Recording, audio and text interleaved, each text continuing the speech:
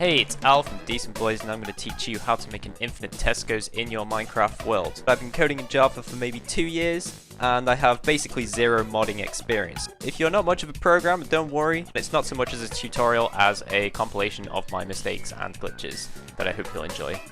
So, enjoy! First thing I did was set up my project. All you do is go to the Forge website and follow the instructions on there, and you can set up a basic project for your mod.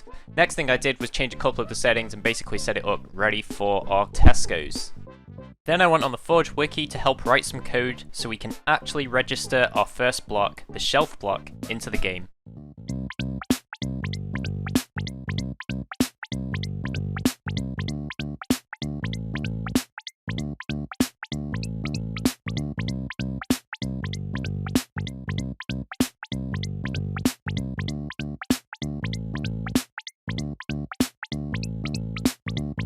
Okay, let's see what happens.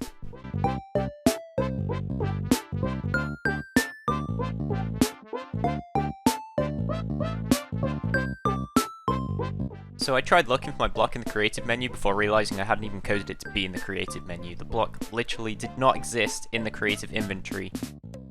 In order to see if my block was in the game, I had to spawn it in myself with commands. And there's the first error of the video. Not able to get the block to load in the game. You can see from the red text. I didn't manage to do it. The game didn't recognize the block, so I had to go back and fix that. After some more buggering around, I realized I hadn't actually specified any resources for the block.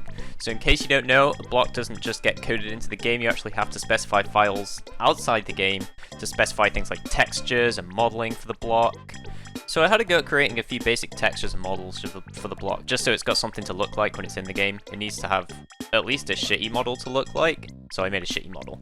I stole a blue ice texture and used it for the block.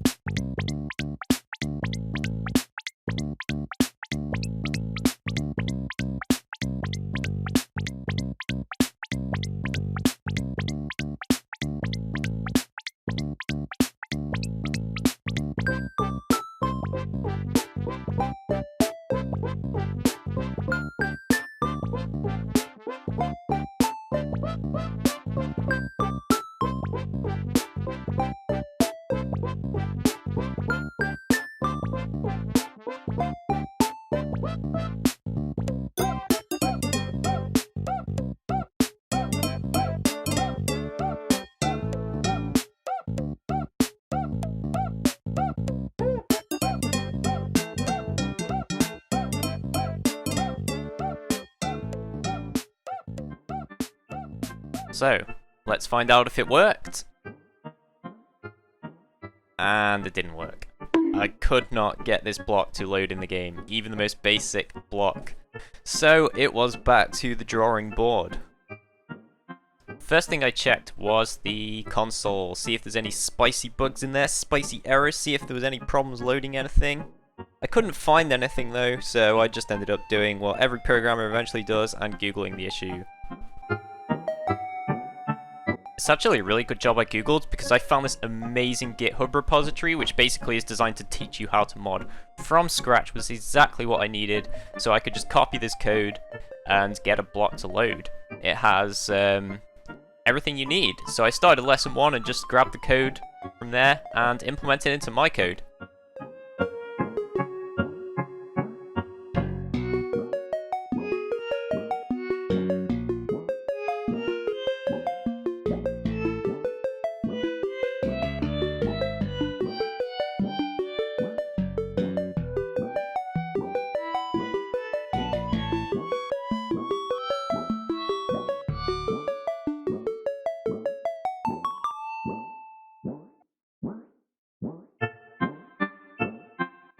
A small while later, I was happy with the modeling and ready to give it a try.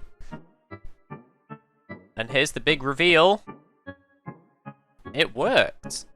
You'll notice there's a few problems though. 1 is that they always face the same way. 2 is that clearly their hitboxes are just the wrong shape. And 3, yeah. So, these things definitely need to be fixed, but hey, we got a block in the game, how about that? I did the fun thing and had to play around with the glitch. This was actually useful because it helped me understand the glitch. Anytime a block was placed next to a shelf, its face wouldn't render. There is actually a use for this in Minecraft, and it's to do with this thing called culling. Sometimes you intentionally don't want certain textures to load to save on processing power. So let's fix the culling. A block's culling is specified in its resource files, so all I had to do was remove the parts of the code that told the shelf block to cull the textures.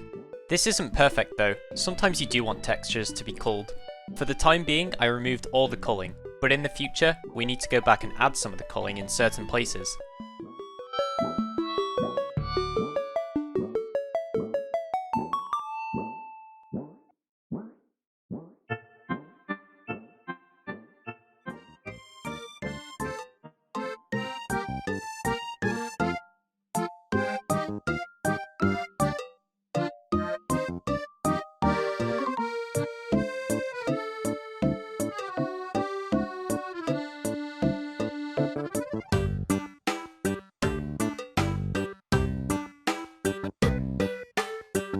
Okay, time to see if this worked.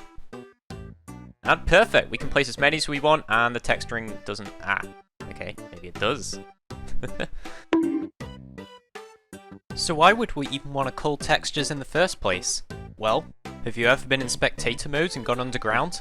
It's like you can see through all the stone and other blocks underground. This is because they're not supposed to be seen by the player, so there's no point in rendering them. Imagine two blocks next to each other. The side that attaches the blocks is never going to be seen by the player, so there's no point in rendering it. That might not seem like much, but imagine an entire world of these textures being loaded. Things might start to get laggy. That's why we cull textures as much as possible to improve performance. In fact, most games use culling by unloading parts of the game that the player's not looking at. It's the same way that chunks unload that the player currently isn't in. If there's no reason to render something, save on performance and just don't render it. Apparently modelling makes my brainium hurt, so I decided to take a break from it by focusing on another problem, fixing the hitbox of the block. To do this, I looked at the actual vanilla Minecraft code for stairs blocks to see how they have custom hitboxes. The method was depreciated though, so I left it alone. In the end, I went back to the GitHub tutorial to learn how to do this, and turns out, it's pretty simple.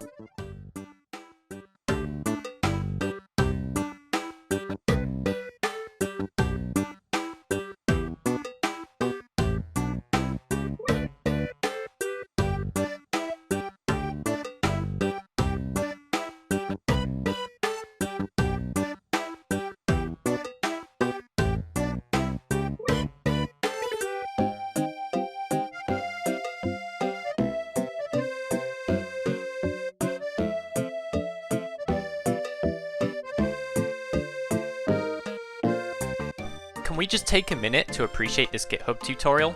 This thing is amazing. I moved all the code for shelf blocks into its own class, and created the custom shape for the shelf block inside of the class. I used 3D vectors to make cuboids, and then stuck them together to make the shape I actually wanted. It also turns out that a block's hitbox is actually referred to as its shape in the game's code. I wanted the shape of the block to line up perfectly with the model I created, so I used the same coordinates that I used for the model to make the shape.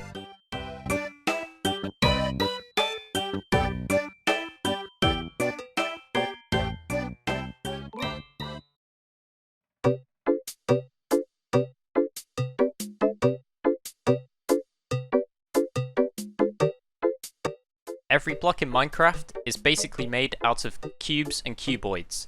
So I made a cuboid for the base of the shelf, and a cuboid for the wall of the shelf, and then stuck them together to make a shelf block.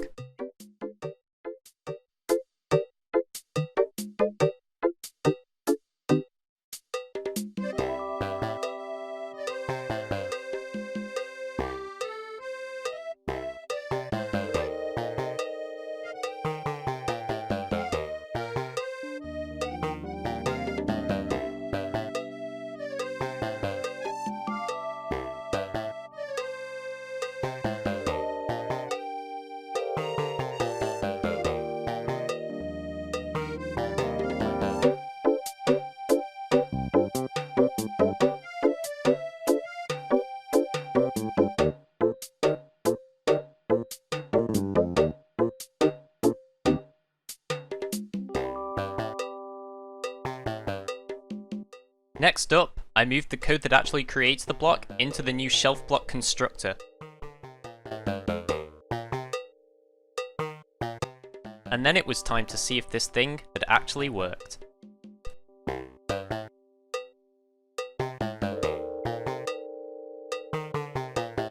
So, do we have working hitboxes? No. We don't have working hitboxes yet, but I will fix them in the next episode. So if you liked, please like, please subscribe if you're new around here, and stay tuned to the next episode where we will fix the hitbox of the shelf block. Thank you.